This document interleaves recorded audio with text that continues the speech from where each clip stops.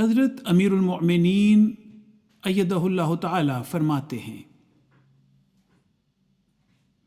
آپ علیہ السلام حضرت مسیح موعود علیہ السلام نے حلم اور خلق کے جو اعلیٰ نمونے دکھائے وہ اس عظیم اسوہ حسنہ کے نمونے تھے جو حضرت صلی اللہ علیہ وآلہ وسلم نے قائم فرمائے۔ حضرت مسیح موعود علیہ السلام نے گھر کے اندر بھی، دوستوں میں بھی، اپنے فوری ماحول میں بھی اور غیروں اور دشمنوں میں بھی وہ نمونے قائم کیے جو حلم و خلق اور رفق کی اعلیٰ مثالیں ہیں،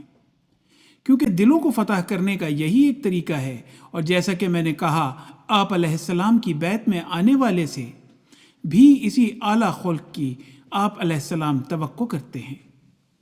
یہ نمونہ ایک احمدی اسی وقت قائم کر سکتا ہے جب ہر ماحول میں ہر اعلیٰ خلق یعنی حلم اور رفق کا اظہار ہے۔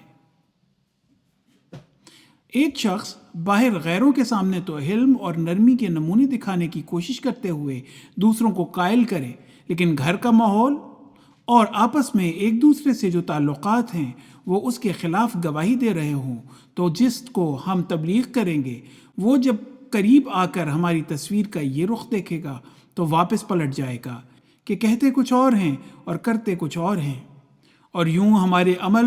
روشن راستوں کی طرف رہنمائی کرنے کی بجائے ان بھٹکے ہوئوں کو پھر بھٹکتا ہوا چھوڑ دیں گے۔ مجھے بھی روزانہ چند ایک ایسے خطوط آتے ہیں جس سے اندازہ ہوتا ہے کہ نرمی اور صبر کی جو کمی ہے یہ آپس کے جھگڑوں کی بہت بڑی وجہ ہے۔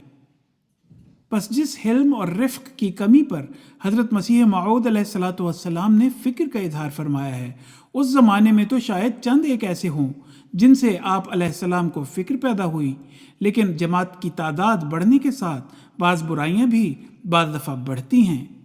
تو اس طرف بھی ہمیں توجہ دینی چاہیے۔ حوالہ خطبہ جمعہ فرمودہ 4 اپریل 2008، مطبوعہ الفضل انٹرنیشنل 25 اپریل 2008۔